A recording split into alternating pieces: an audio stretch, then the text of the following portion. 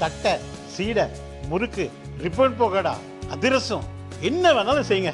ஒரே ஒரு 5 லிட்டர் இதய மந்த்ரா கடல் எண்ணெய் பேக் ஒரு மாசம் முழுசுக்கும் அத்தனை சமையல் முடிச்சு விடலாம். இதய மந்த்ரா. வங்கதேசத்தின் முன்னாள் பிரதமர் ஷேக் ஹசீனாவுக்கு நீதிமன்ற அவமதிப்பு வழக்கில் 6 மாதங்கள் சிறை தண்டனை விதித்து வங்கதேசத்தின் சர்வதேச குற்றவியல் தீர்ப்பாயம் தீர்ப்பளித்துள்ளது.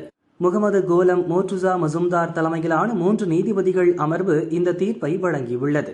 இதே வழக்கில் ஹசீனாவின் அவாமி லீக் கட்சியின் மாணவர் பிரிவைச் சேர்ந்த ஷகில் அகன் புல்புல் என்பவருக்கு 2 மாதங்கள் சிறை தண்டனை விதிக்கப்பட்டுள்ளது. ஹசீனா புல்புல் இருவரும் பேசியதாக கூறப்படும் தொலைபேசி உரையாடல் ஆடியோ லீக் ஆனதுதான் இந்த வழக்கின் அடிப்படை. அந்த ஆடியோவில் என் மீது 227 பேர் வழக்கு போட்டிருக்கிறார்கள், எனவே அந்த 227 பேரை கொல்லும் உரிமம் எனக்கு கிடைத்திருக்கிறது என்று ஹசீனா கூறியுள்ளதாக தெரிகிறது. ஹசீனாவின் இந்த மிரட்டல் பேச்சு நீதிமன்றத்தை அவமதிப்பதாக இருப்பதாக அரசு தரப்பில் வழக்கு தொடரப்பட்டது. அவரது பேச்சு அவர் சட்ட நடவடிக்கைகளுக்கு அப்பாற்பட்டவர் அல்லது கோர்ட் அதிகாரத்தை குறைத்து மதிப்பிடுவதாக இருக்கிறது. சம்பந்தப்பட்டவர்களை அச்சுறுத்தவை பேசியிருக்கிறார் என அரசு தரப்பில் வாதிடப்பட்டது.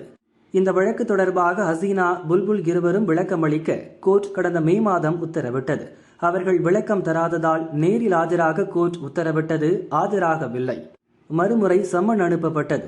அது தேசிய நாளிதழில் வெளியிட்ட போதும் இருவரும் ஆஜராகவில்லை.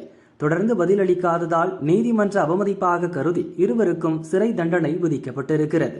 வங்கதேசத்தில் கடந்த ஆண்டு இடஒதுக்கீடு தொடர்பாக நடந்த மாணவர்கள் போராட்டத்தில் வன்முறை வெடித்தது. பிரதமர் ஷேக் ஹசீனாவின் ஆட்சி கவிழ்ந்தது. பாதுகாப்பு கருதி அவர் இந்தியாவில் தஞ்சம் புகுந்தார். அதன்பின் அவர் மீது பல வழக்குகள் தொடரப்பட்டன. ஹசீனா நாட்டை விட்டு வெளியேறி 11 மாதங்கள் ஆகிவிட்ட நிலையில் அவருக்கு விதிக்கப்பட்ட முதல் தண்டனை இதுதான். ஹசீனா உள்ளிட்ட இருவருக்கும் விதிக்கப்பட்ட சிறை தண்டனை அவர்கள் கைது அல்லது சரணடையும் நாளில் நடைமுறைக்கு வரும் என சர்வதேச கோர்ட் கூறியிருக்கிறது. 1971 வங்கதேச சுதந்திர போரின் போது பாகிஸ்தான் ராணுவத்தால் செய்யப்பட்ட குற்றங்களை விசாரிப்பதற்காக 2009 சர்வதேச குற்றவியல் தீர்ப்பாயத்தை ஷேக் ஹசீனா கொண்டு வந்தார். இன்று அதே கோர்ட்டில் அதே கோர்ட் அவருக்கு சிறை தண்டனை விதிக்கப்பட்டுள்ளது.